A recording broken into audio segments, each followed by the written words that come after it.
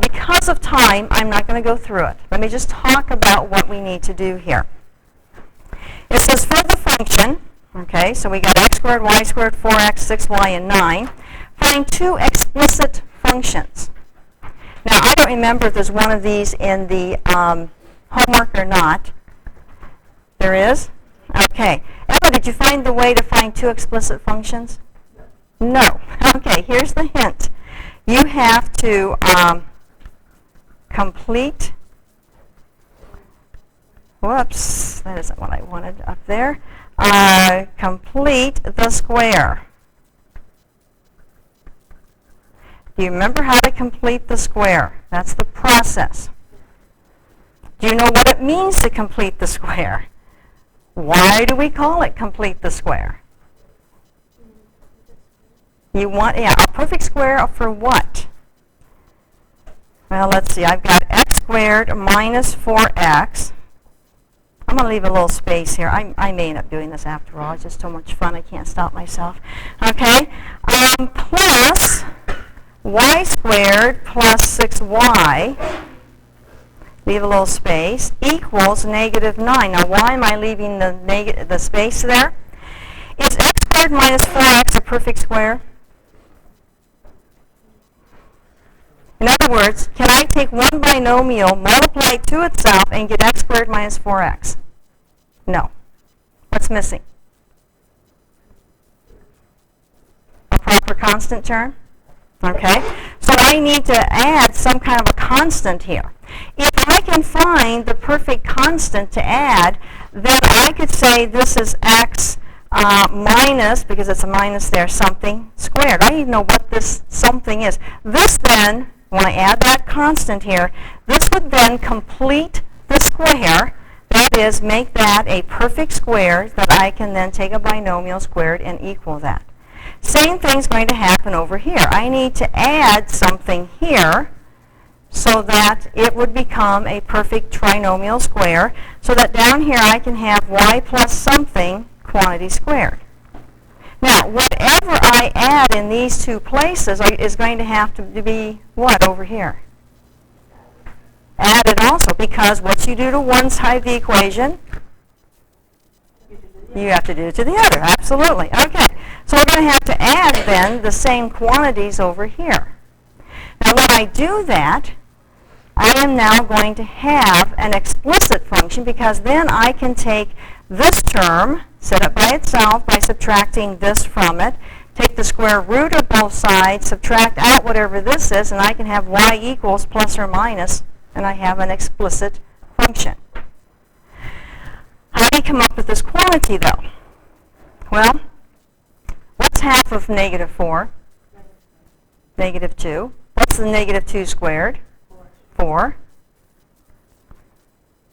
So what would be the binomial? Well, what was half of negative 4? If you square x, and I'm going to take away that line because it looks like it's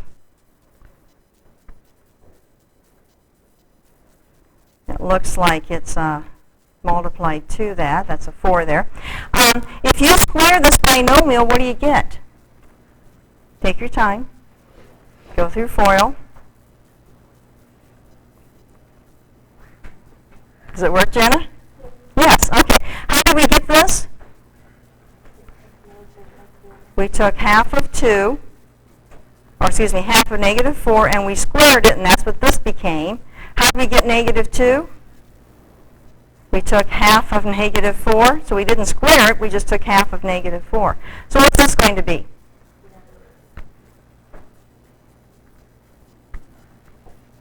Okay, half of 6 is 3, 3 squared is 9. What's this going to be? 3. Okay, so over here then I'd have to add a 4 and add a 9. Okay. Now, I'm going to let you finish this up. I know you can do it from here, but let's go down to, this is the new information, the implicit differentiation, so let's work on that. Let's see, I'm going to write this for us again. It was x squared plus y squared minus 4x plus 6y plus 9 equals 0. Did I get it? Yeah. Okay. implicitly, okay, now once you have the explicit, you then have to differentiate both explicits, and you can come up with those. Implicitly, you only have one differentiation to do, but you have to know implicit differentiation. How many different derivatives am I going to take here? 1, 2, 3, 4, 5, 6. Okay, so I have the derivative with respect to x of x squared plus the derivative with respect to x of y squared minus the derivative with respect to x of negative, oops, I already did the negative, so we'll make this just 4x plus the derivative with respect to x. What's my input variable? X, okay? I found in some of the tests that some of you were trying to put the derivative with respect to 0 or with respect to 3 or whatever, and of course you can't do that because it just like in class, we have to put down the variable of differentiation, and this is 9. I really don't need to put it over here, but just to make the notes complete, I will show that we're taking the derivative of 0 with respect to x. The first one I'm not even going to talk about. You know that's 2x. The second one we need to talk about. This is really a composite function. And I said it on the last example, and I need to say it again. It's the chain rule. We call it the implicit, but it's really the chain rule here. It's really a composite function rule here. And so what is the outside function of y squared? Squaring it. And what's the inside function?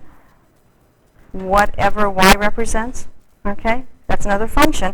So if I take the derivative of this term, my outside would be 2y. What's the derivative with respect to x of the inside? Well, it's going to be dy dx, yeah. Next one I'm not going to talk about is just negative 4. The next one, you've got a constant term, 6, and now when you take the, not a constant term, but a coefficient, now when you take the derivative of y with respect to x, you get the derivative with respect to x of y. You could also write it as dy dx, plus 0 equals 0, because those are just constant terms. You've got to see anything that does not have an x in it as another function. Okay? It's a composite function there. So I have 2x plus 2y dy dx minus 4 plus 6 dy dx equals 0. And I'm trying to solve for what?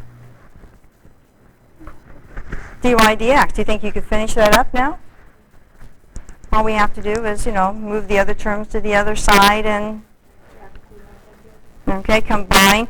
Yeah, I can factor out a dy dx, so we'd have them do this in a couple of steps. Dy dx, and I have 2y plus 6. And then I'd have 4 minus 2x. So dy dx is equal to 4 minus 2x divided by 2y plus 6. But you're like me, aren't you? You can't stand it like that. You know you can factor a 2 out. So we'd have 2 minus x divided by y plus 3. Same things before. This will give us the slope of lines tangent to a curve, to the curve.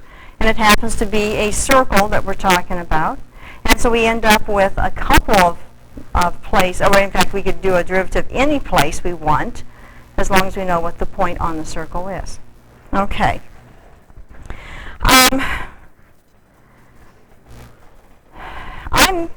going to pass by this one because I think we can pick up, this is just review again, just another one to practice, so I'm going to pass that one by. This one is kind of interesting only because there's actually a name for this. It's called an asteroid, in case you're interested. That's the name of that shape that you have there. You want to find the equation of the tangent line to the curve at the point 8, 1. Now, I've already done this This is what it would look like on your Inspire. You have the 0.81 there. I want a tangent line. Is the tangent line going to be above the curve or below the curve at 8.1? Above or below? If I drew a tangent line, would I draw it above the curve or below the curve? Below the curve. Now, this becomes important in Chapter 4, so just kind of previewing that. I want to know what the equation of a tangent line is. In order to find the equation of a tangent line, we have to first know our calculus, right? We have to know the derivative because the derivative tells us the slope of the line. We have the point, and we need to find the slope. So we're going to find the derivative. Now, could you write this explicitly? Could we write this as a y equals? Yeah, we really could. We really could. There is no reason to. I did that, and it looks a little different than what we are going to see. So let's do it implicitly, and then we'll see if we have time to go back. So we need the derivative with respect to x, and just make sure that you're showing me that you understand that you're taking each of these derivatives.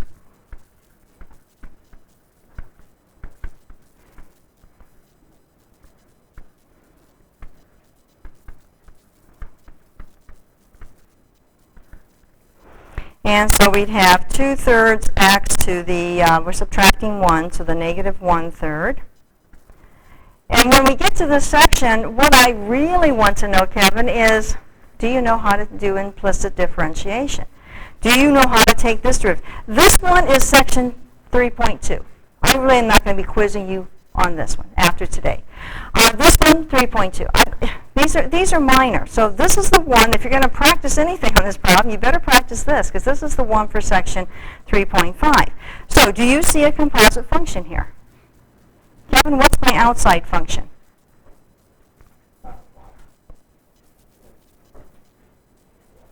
Outside. In other words, you have to think of y as equaling something over here. Okay? So if y equals some value over here, you would first take care of determining what y is before you take it to the 2/3 power. Okay? So the outside function is to the 2/3 power. The inside function is y. Okay? So the derivative of the outside function, Kevin, is what? Of the outside. Mm-hmm. 3 halves y. Oh, don't we always multiply the exponent times the leading coefficient? And the leading coefficient is a 1.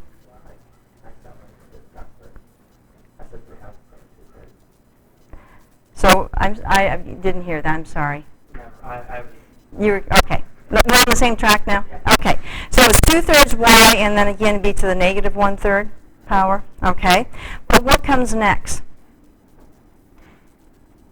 So I'm taking it with respect to x, and y is not x.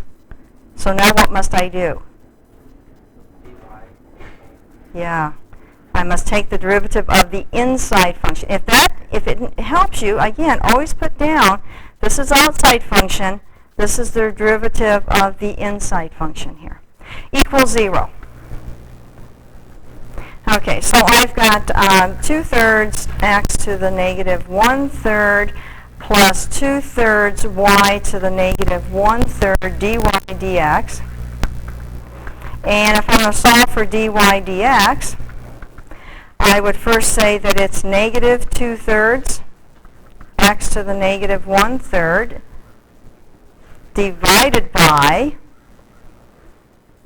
again, I'm going to subtract this term from both sides and then divide by this coefficient, so this would be, or this factor here, so 2/3 y to the 1/3, negative 1/3.